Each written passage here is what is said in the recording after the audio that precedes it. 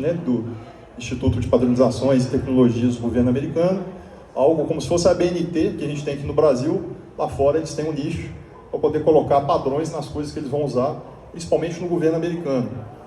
Então, o nicho ele começou uns esforços muito importantes e relevantes dentro do governo americano para a área de Post-Quantum Cryptography, chamado de PQC, tá? Então, eu vou usar muito esse termo a partir de agora, para a gente poder referenciar a computação, na verdade, a criptografia pós-quântica. E eu vou explicar para vocês também os termos, que distingue, por exemplo, a computação quântica e a criptografia quântica para a criptografia pós-quântica.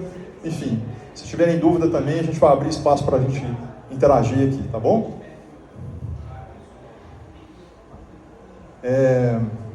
Reforçando aqui, né, um pouquinho sobre o mercado. Estivemos presentes, não só eu, mas Paulo Calvo, que está aí com a gente, né, lá no evento da IBM, que é um dos fabricantes de computadores quânticos aí mais, acho que avançados hoje dentro do mercado. E aí a gente começa realmente a se perguntar sobre o tema, e a gente, principalmente para quem estava presente dentro do evento, a gente se deparou muito com o termo a década quântica, né, já sinalizando aí uma mudança de paradigma da computação clássica, tradicional, binária, né, de lâmpada acesa, apagada, transistores, etc., para a utilização do quântico, tá? Que eu vou explicar também como que funciona. O NIST, como vocês viram nos slides anteriores, né, iniciou essa jornada por padronizar, por colocar segurança, proteções. Por quê? Porque cada vez mais o advento do computador quântico ele está em realmente uma corrida de tecnologia entre vários fabricantes. Então esses aqui são 5 principais fabricantes que a gente vê hoje produzindo computadores quânticos e colocando isso no mercado, tá? E apostando realmente quem vai chegar primeiro, né? Quem que vai estar em primeiro lugar aí hoje no mercado, entregando máquinas que sejam mais acessíveis, mais poderosas, com poder computacional quântico dominante, digamos assim, dentro do mercado. E aí vamos dar um passinho atrás, vamos falar um pouquinho sobre criptografia, né? Porque o nosso tema aqui realmente é a gente juntar tanto a criptografia quanto a computação quântica e a gente chegar realmente no resultado, tá? Mas falando um pouquinho aqui sobre criptografia e a importância na humanidade, às vezes a gente não percebe o tanto que isso é crucial no dia a dia da gente, né? Ou da nossa vida. Por que é tão importante, tão relevante, e sempre foi e sempre vai continuar sendo? Porque todos nós aqui temos segredos. Ah, Lucas, os meus não tem problema ser revelados. Meu livro é aberto, né, digamos assim. Cara, mesmo um extrato bancário até o seu exame, resultado de exame médico, isso são coisas sigilosas para você, ou deveriam ser, né? O seu próprio DNA, se você fizer um teste de DNA e tiver seu sequenciamento genético, cara, não é legal que isso pare em mãos erradas, ou suas biometrias, enfim. Mas bem antes desses problemas que eu estou falando agora acontecerem, já existiam vários outros problemas na história da humanidade relacionados a táticas de guerra, a como que os governos se estruturavam, como que os impérios se formavam, porque normalmente qualquer campanha de batalha exigia que você transmitisse informação estratégica para as pontas, né, para os campos de batalha. E se a informação de estratégia caísse em mãos erradas, a gente tinha realmente um grande problema do inimigo saber e se antecipar à sua tática, né? Então, muito provavelmente, ele conseguiria ganhar a batalha ou ter uma vantagem competitiva em relação a você. Então, dentro da história da humanidade, percebam que todas as guerras que foram travadas no mundo foram travadas por poder, por expansão, por capital ou por outros motivos, mas elas sempre tinham o elemento oculto da criptografia. E isso é tão importante que a criptografia ela passou a ser algo que os reis ensinavam para os filhos, para os príncipes. E eles tinham a necessidade de aprender não só a batalha em si, né, o manejo de armas, mas ele tinha que manejar também a parte de criptografia. Ou seja, o que é a criptografia? Vem do grego criptos, que é a arte de ocultar as coisas, realmente. E a grafia realmente é escrita. Então, ou seja, como que eu pego uma mensagem importante para o campo de batalha e eu mudo, às vezes, a sequência para aquilo ali não ficar óbvio para o inimigo? Então começou realmente a surgir os padrões. Então, falando rapidamente aqui sobre padrões mais antigos, tem cifra por substituição, cifras mais simples. E aí vem um ponto super interessante, pessoal. Essa guerra ela sempre foi travada de dois lados. Quem está encriptando as coisas e quem está quebrando o código. Então a gente tem a tática da criptografia, do criptógrafo e do analista de criptografia, que normalmente busca realmente fazer a quebra da sequência que está encriptada. E aqui mostrando alguns padrões, né? Então, desde a era clássica da criptografia, que a gente chama, e, por exemplo, aqui pegando as substituições aqui do cifrado de César, até meados da Segunda Guerra, na verdade, do século XX, final do século XX, com a máquina Enigma, foi, acho que todo mundo aí estudou um pouquinho, né, sobre a Segunda Guerra Mundial, viu o tanto que ela era importante para poder passar a mensagem para o front. E a guerra, basicamente, da Segunda Guerra Mundial, ela foi ganha muito em prol, realmente, do decifrar da Enigma e descobrir, realmente, como que a guerra seria travada, né? Eu trouxe aqui também um criptógrafo que é muito utilizado no mercado, chamado Thales. Isso daí é um HSM, é um criptógrafo baseado em hardware, e assim, demonstrando a importância e a presença disso no nosso dia a dia. Como bônus, no final a gente vai dar um jeito de sortear esse livro aqui. Deixa eu mostrar para vocês. Um dos meus preferidos, já tem muitos anos, que chama O Livro dos Códigos. Então ele fala desde a criptografia antiga até a criptografia quântica. Vale super a pena ler, tá? Tá aqui também representado aí. E a gente vai sortear um desse aqui no final. Vocês vão poder escolher se vocês querem receber no Kindle, se vocês vão querer receber em casa ou levar o meu aqui. Tá um pouquinho desgastado, mas eu acho que dá pro gasto. Seguindo aqui.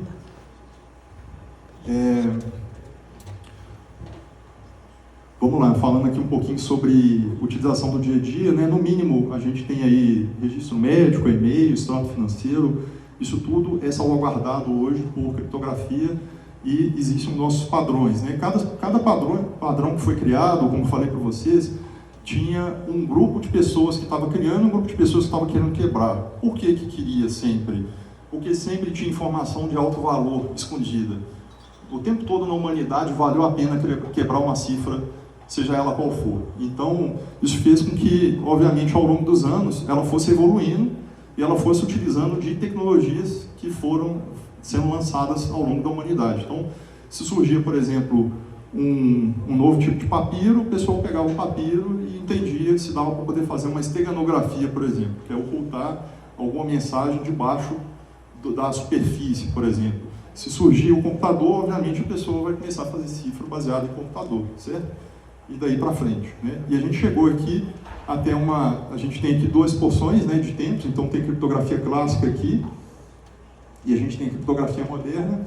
Eu acho que uma das partes mais relevantes aqui, se é assim que a gente pode dizer, né, para poder separar os dois mundos, foi a criptografia de curva elíptica e o RSA. São dois algoritmos aí super importantes que eu acho que mudaram o jogo, principalmente por estabelecerem novos modelos de criptografia assimétrica. Eu vou explicar para vocês um pouquinho também aqui como que isso funciona, e até o lançamento agora, em agosto desse ano, dessa última IML, quem, na verdade, ela esteve em ensaios, né, pelo NIST desde 2016, lançaram o edital, 2017 ela começou a ser trabalhada aí na terceira onda de testes, né, pelo governo americano, e ela foi homologada oficialmente agora em agosto e foi lançada em 24, tá?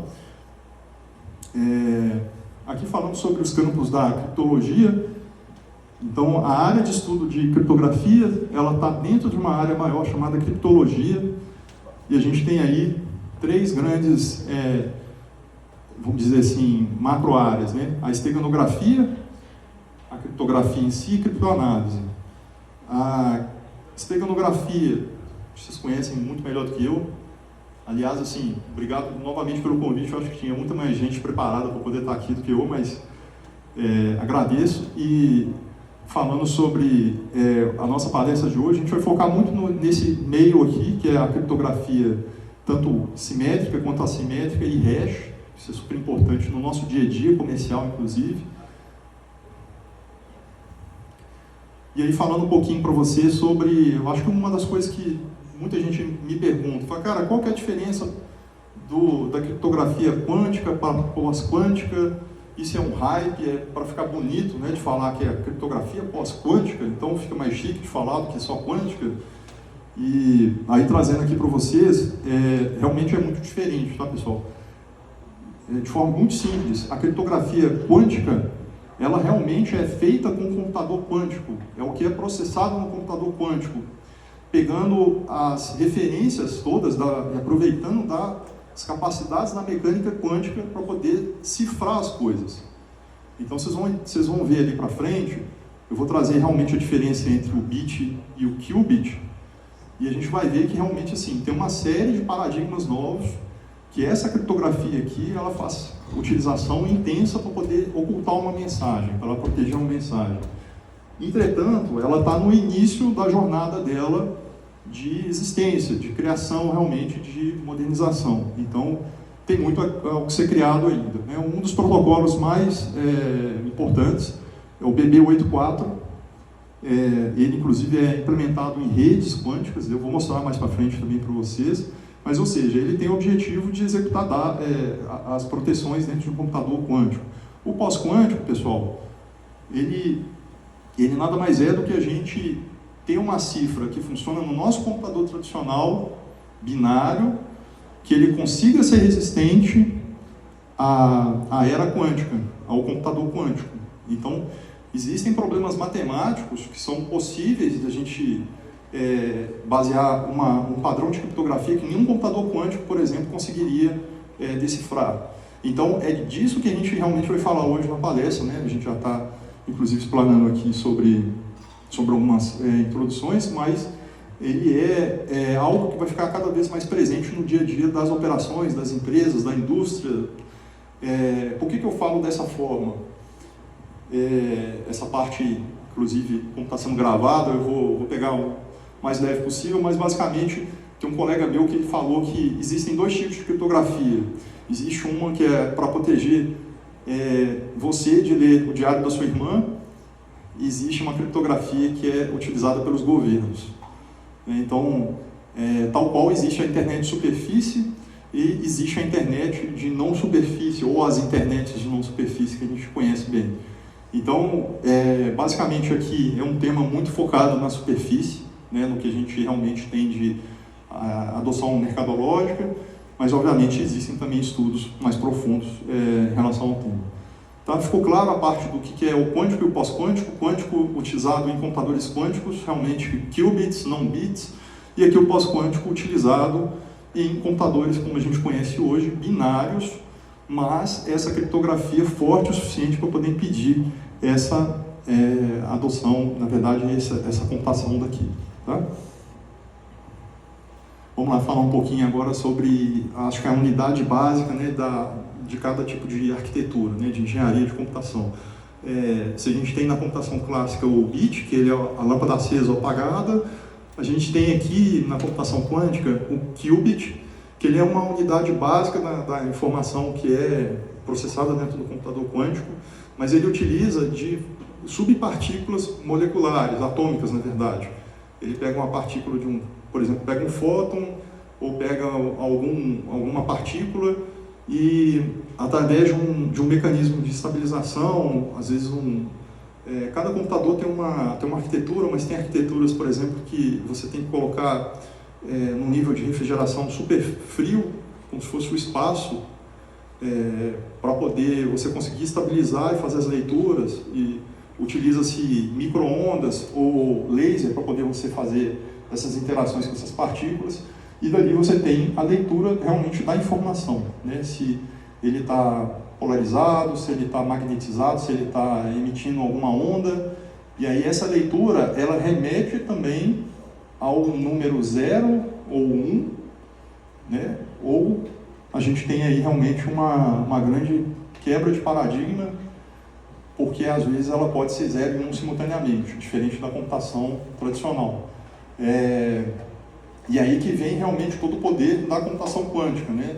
Utilizar os recursos da mecânica quântica que estão disponíveis no qubit, não estão disponíveis no bit, como, por exemplo, transposição, emaranhamento, a própria leitura, realmente, do bit, enfim, que ele não é exatamente um número exato, 0 ou 1, como uma lâmpada acesa e apagada, mas ele pode ser um range de leituras entre esses dois polos, e pode ser, inclusive, probabilístico você ter o 0 ou 1, ou 0 e 1 simultaneamente.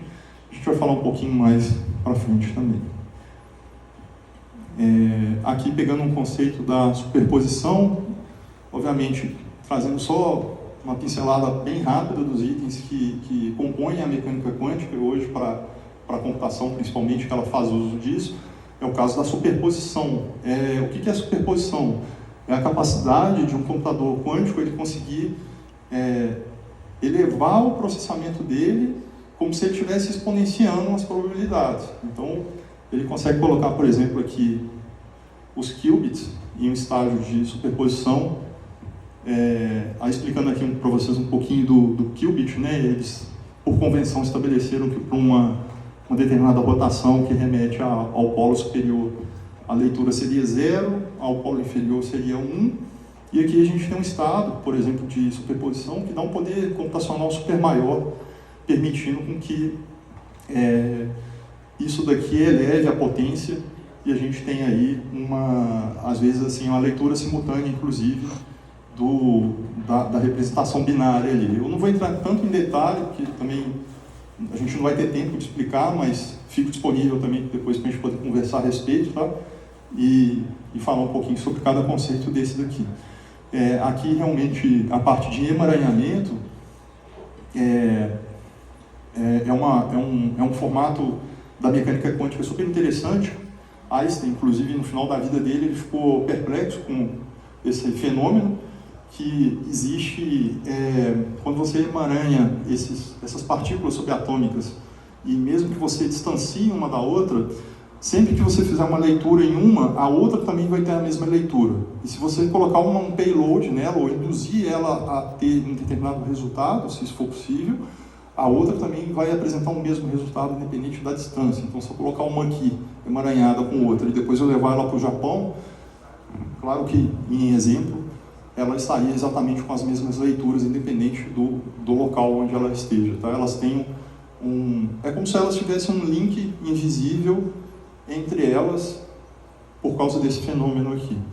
E isso daí, obviamente, é muito utilizado para criptografia e as capacidades computacionais da mecânica quântica, por exemplo. Falando aqui sobre fragilidade do qubit, na verdade, perdão. Qubits, eles são super frágeis, porque eles, na verdade, é um campo do conhecimento que a humanidade ainda está aprendendo a respeito. Mas ele é baseado em leituras. Essas leituras elas podem sofrer ruídos externos, interferência, digamos assim, né? Para quem está acostumado, obviamente, e gosta muito da parte de Wi-Fi, enfim, cara, vocês sabem o tanto que impacta nas leituras os ruídos, né? No qubit não é diferente, né? E nas partículas subatômicas, por exemplo, a variação de temperatura, o campo magnético, uma série de coisas podem interferir. Então, normalmente, quando a gente vê computador quântico, a gente vê realmente numa sala com condições apropriadas para processamento. Então, tem um artigo aqui interessantíssimo da Nature, falando sobre um avanço que a IBM teve para poder cortar o máximo possível de ruído e dar um avanço necessário realmente para o processamento em qubits. O mundo está evoluindo de binário para também binário e quântico. Então a gente muito provavelmente não vai deixar de ter o nosso binário, que a gente ama tanto, nunca, mas a gente vai combinar esses dois poderes, né, um com o outro. E aqui tem um sistema, por exemplo, de transmissão, onde uma mensagem ela pode ir num caminho normal, convencional, digamos assim, de network, mas ele pode também fazer a troca das chaves através de um caminho específico dentro de uma transmissão quântica, inclusive. Existem redes já quânticas, onde você coloca dois computadores para poder se falar, e eles utilizam dentro do mecanismo deles, obviamente, a computação quântica para poder fazer toda a parte de criptografia, e isso vai até o destino final. O grande problema atual que existe nisso é que essas redes de comunicação elas não podem ser tão longas, porque precisam de retransmissão. Essa retransmissão ela deixa vulnerável o sistema, porque a cada salto que você dá, você normalmente tira do paradigma quântico aquela computação, aquele resultado, e você transforma isso numa computação tradicional, binária, né, nesse roteador, e retransmite dali para frente em outro canal. Então, essas redes ainda não são tão distantes, na verdade, né, entre elas. Falando aqui um pouquinho sobre os problemas, né, atuais. Acho que grande parte das criptografias modernas, elas utilizam de problemas matemáticos super simples, na verdade, mas que são difíceis para um computador fatorar. Então, por exemplo, quando você pega um número primo e você multiplica por outro número primo e por outro número primo e vai combinando, né, os números primos, que são basicamente um número que é divisível por ele próprio e por 1, você chega num número maior. Só que você descer desse número maior e descobrir quais foram as sequências que isso foi empilhado até dar as origens, isso gasta muito poder computacional. E o computador fica processando por muito tempo para poder chegar nesse resultado.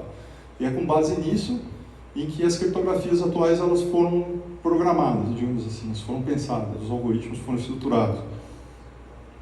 Só que essa dificuldade ela está sendo solvida com esse poder novo computacional quântico que a gente tem visto aqui. Você consegue colocar os qubits emaranhados, empilhados, enfim, e aí você acaba tendo um poder exponencial. E é sobre isso que o nicho começou a, claro, não só o nicho, mas toda a indústria a ficar preocupada. Falar, puxa, se toda informação de valor que eu tenho hoje é cifrada nesse padrão, e a gente está vendo o padrão ficando mais frágil ou suscetível à exposição, a gente tem que pensar no próximo passo, né? E aí que vem a criptografia pós-quântica mesmo. E isso, na verdade, olha só que interessante, essa teoria, digamos assim, ela foi apresentada e foi fundamentada em 94. Ah, Lucas, mas o computador quântico é uma coisa tão recente? Não necessariamente. É claro que fazer ele em larga escala, fazer ele fora de laboratório, ele é muito mais recente mesmo, né? Inclusive ainda estamos no estágio do laboratório, mas na verdade na década de 80, 90 isso já, dentro do MIT, por exemplo, e outros institutos, empresas, etc., isso já vinha sendo estudado. E aí Peter Shor, ele trouxe realmente uma preocupação em 94, falando que as bases de segurança que a gente tem hoje, como RSA, elas estariam realmente suscetíveis a esse tipo de quebra.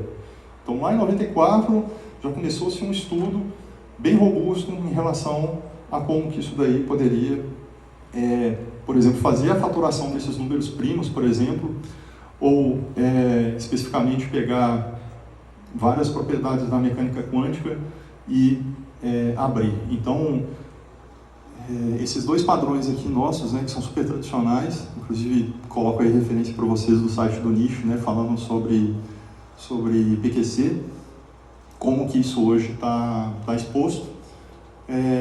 Quais são os nossos principais algoritmos hoje, né, então, assim, de criptografia que a gente tem no mercado?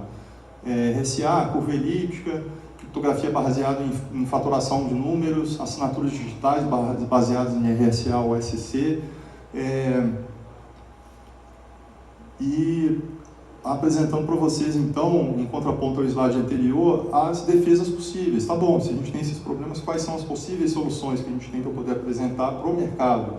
E presta atenção, acho que isso aqui é muito importante, porque isso vai fazer parte do nosso dia a dia, como isso daqui fez parte do nosso dia a dia por muitos anos, né? Esses dois padrões aqui. Então a gente vai ver a partir de agora, muito provavelmente, padrões baseados ou em reticulados, ou em criptografia baseada em código, ou criptografia baseada em hash, com funções hash. E aí eu vou explicar um pouquinho, claro, o hash a gente já conhece, mas explicando depois como que ele pode usar um reticulado, por exemplo, para cifrar uma criptografia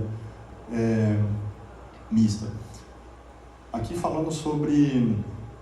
Acho que esse tema aqui é super importante, eu acho que vocês vão ouvir falar muito sobre isso daqui, que é a criptografia está, na verdade, um computador quântico está criptograficamente relevante. O que é estar criptograficamente relevante? É um computador, ele conseguir realmente abrir uma cifra como RSA e SCC no nível de bits que a gente adota hoje, tá? Aqui, só mostrando para vocês, esse ano, 14 de outubro, pouquinho tempo, teve mais uma sequência de quebra de algoritmo RSA, só que com quantidade de bits menor aí. Então a gente teve uma faturação de 22 bits de um algoritmo RSA, mostrando, cara, realmente, caminhando a passos largos, obviamente a gente não tem tanto poder computacional quântico hoje em qubits, suficiente para poder abrir, por exemplo, uma cifra de 256 bits, mas isso vai acontecer uma hora ou outra. E a pergunta do mercado é quando isso vai acontecer? Se vai ser daqui a 1 ano, se vai ser daqui a 5 anos, 10 anos, 20 anos, 100 anos, 2 meses, amanhã. Então, ninguém sabe essa resposta, tá? Pelo menos até agora, né? Não contaram, digamos assim, para o mercado se sabem. Mas existem formas de prevenir. E a palestra aqui de hoje é, inclusive, uma desse esforço, né, para a gente poder mostrar como prevenir, né? Aqui eu vou pular, porque a gente já falou um pouquinho sobre o que é a criptografia pós-quântica, até para a gente poder ganhar um pouquinho de tempo. Mas assim, eu vou deixar para vocês o slide também disponível, com o teor total, depois vocês podem baixar. E falando aqui sobre os padrões, né, que a gente tem, explicando um pouquinho sobre o que é uma criptografia baseada em reticulados. Basicamente é uma estrutura ou 2D ou 3D, como vocês estão vendo aqui, baseado em retículos, grades, enfim, e que usa desse padrão matemático para poder fazer o embaralhamento, e é difícil, são problemas matemáticos complexos para você fazer as reversões, tão complexos que, inclusive, a máquina quântica ela tem dificuldade também de fazer a resolução disso. Vocês viram também que, como o qubit ele é sensível, qualquer tipo de ruído ele pode interferir no qubit em si e alterar, por exemplo, o resultado de leitura. Então, tem uma série de, como dizer assim, mecanismos matemáticos foram colocados para poder, vamos dizer, não é enganar os controles, digamos assim, do que é processado dentro do computador quântico. Então, essas criptografias tiram vantagem disso e acabam sendo resistentes tanto para a computação clássica, binária, quanto para a computação baseada em qubits. Eu vou passando aqui, pessoal, porque aqui é realmente assim, a gente aprofundar bastante em cada um desses itens. Eu coloquei aqui para a gente poder ter depois o compartilhamento com vocês, tem os exemplos, enfim.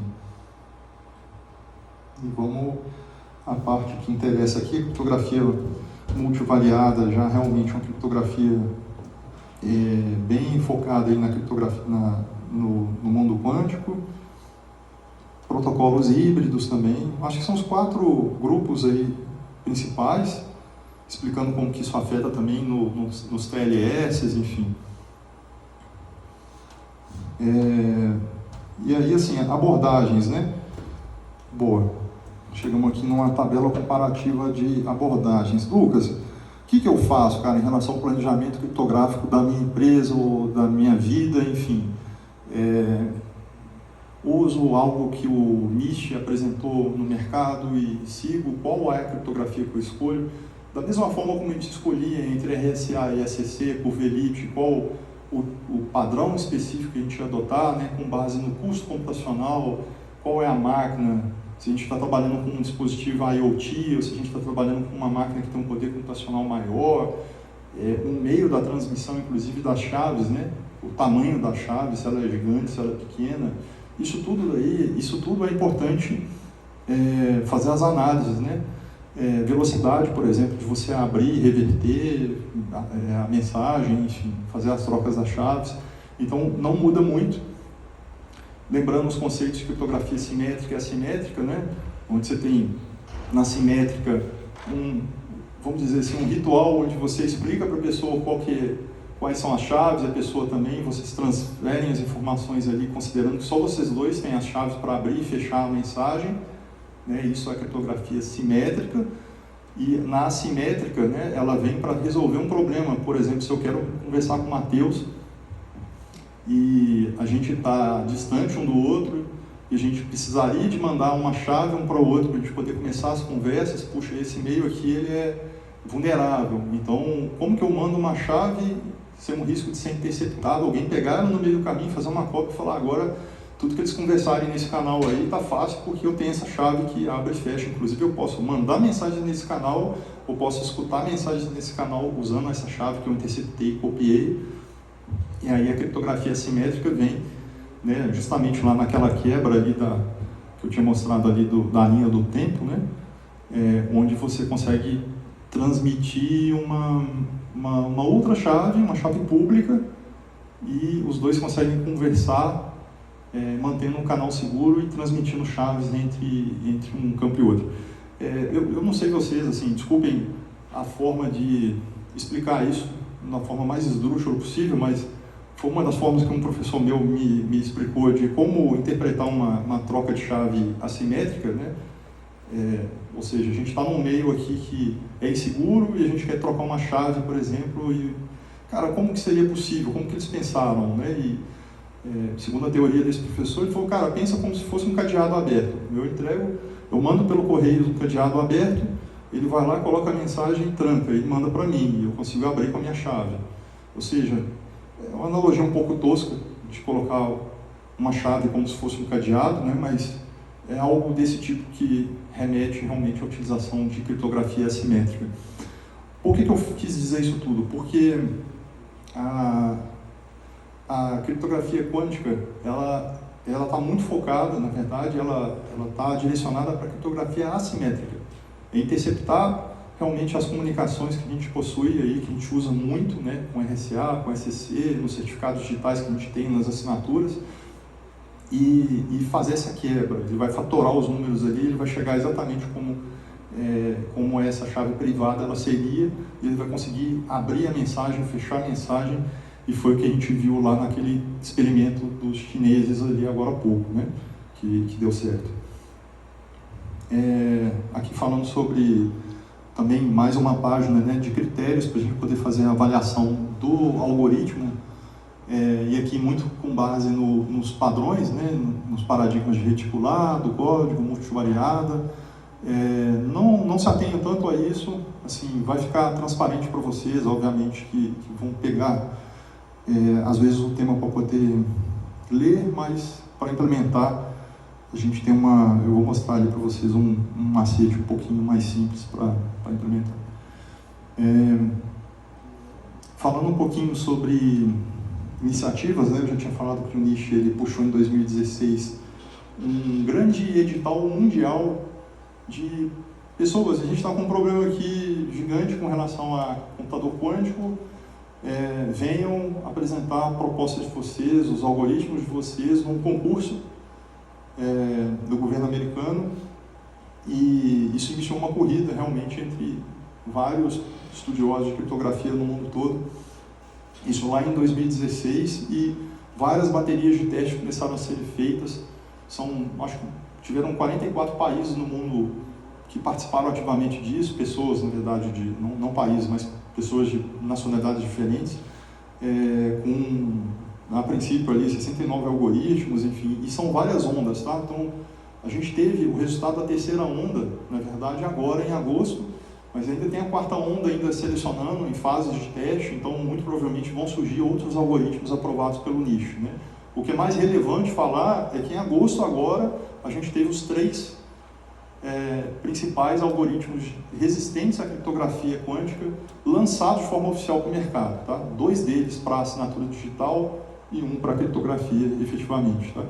E foram basicamente esses destaques aqui, né? Eles já estavam nas finais ali, digamos assim, alguns baseados vamos pegar essa parte amarela clara aqui, em criptografia, a parte laranja aqui baseada em assinatura digital. Muito importante, mesmo a gente tendo a aprovação de um determinado algoritmo, sempre trabalhar com mais de uma possibilidade, né? Então tinha SCC e RSA justamente para poder a gente ter paz de que existem mais de uma forma de proteger os dados. Aqui, efetivamente, os padrões, né? Então eu trouxe aqui para vocês os nomes originais, né, do que foi colocado na competição dentro do edital. Então o Crystals Kyber, o Crystals Deleting e o Sphinx, eles estavam naquela jornada dos 69 algoritmos lá que estavam competindo para serem elegíveis, na verdade, pelo nicho como criptografias recomendadas para o governo americano proteger as informações sigilosas deles.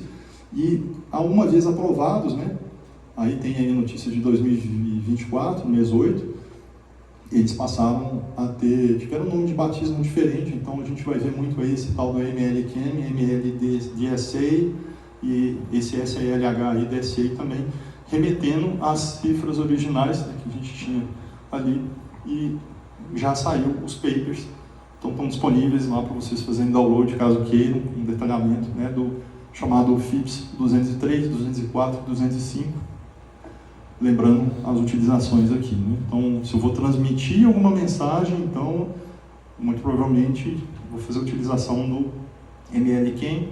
Se eu vou fazer uma assinatura digital, ou eu vou verificar, por exemplo, um asset. Então, se eu tenho, por exemplo, um site, né, aquele certificado digital que está ali assinando aquele servidor, ele está, muito provavelmente, baseado hoje em SCC ou em RSA, ele, muito provavelmente, vai virar, em um determinado momento, para esses dois padrões novos aqui de baixo, né? O Crystals Deleting e o Sphinx, ML-DSA e SLH-DSA.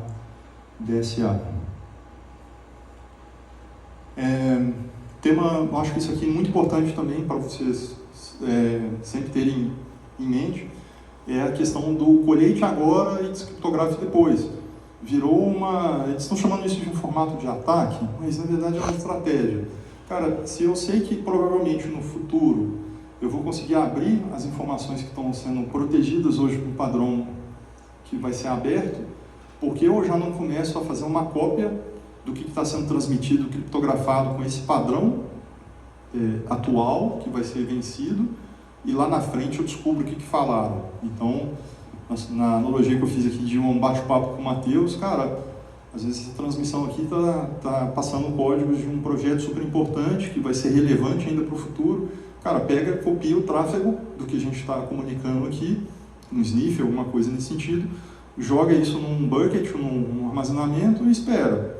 E lá na frente, quando a cifra que estava protegendo nossa comunicação ela cair, você abre a informação e descobre qual era o segredo industrial, qual era a informação que estava trafegando naquele canal. Então, isso é um alerta super importante para por que começar agora, né? Por que vamos colocar uma palestra, o ASP falou, vamos pôr uma palestra dessa agora, porque estão suscetíveis realmente a uma exposição futura, caso alguém usufrua disso daí, né? E, na verdade, o mundo inteiro está suscetível a esse Harvest Now Decrypt Later, né, como é chamado em inglês esse termo.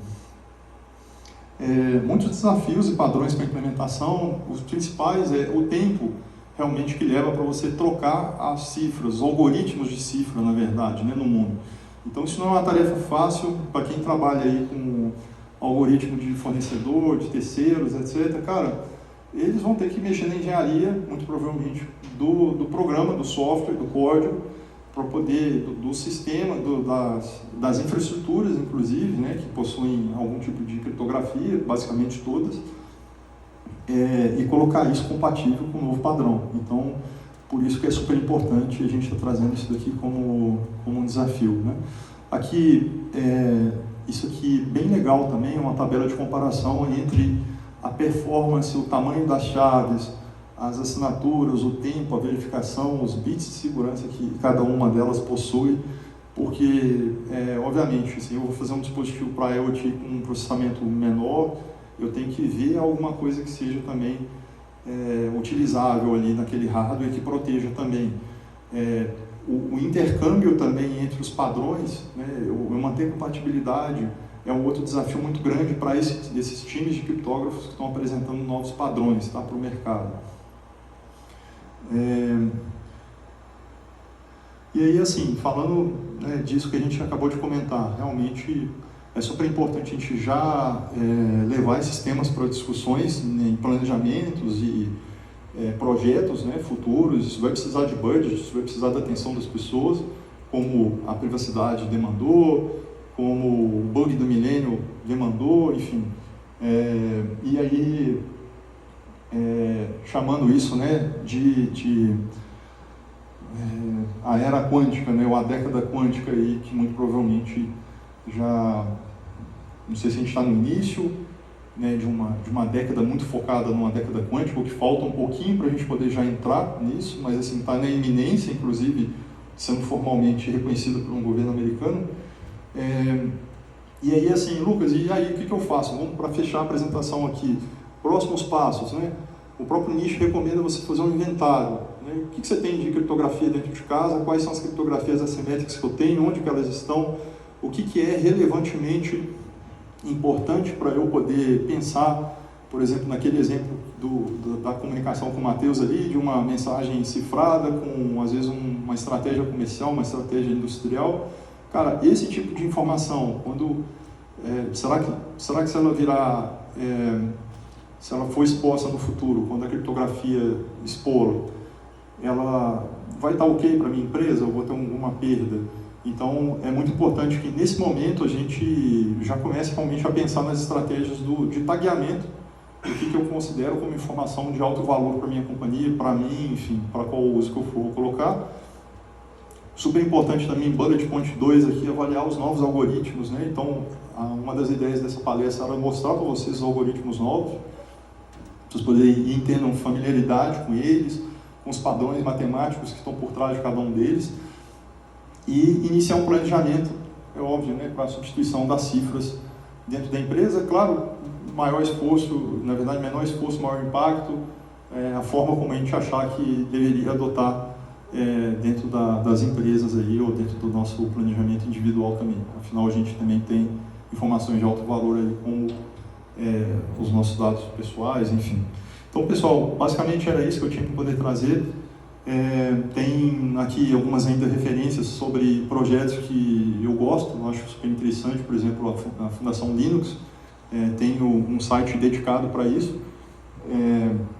Open Quantum Safe também é um consórcio super interessante aí, tem muito código disponível, os próprios algoritmos originais que eu coloquei para vocês ali, tem muito material publicado para você fazer testes, para fazer pegar o GitHub ali, descarregar o projeto como um todo e testar, tá?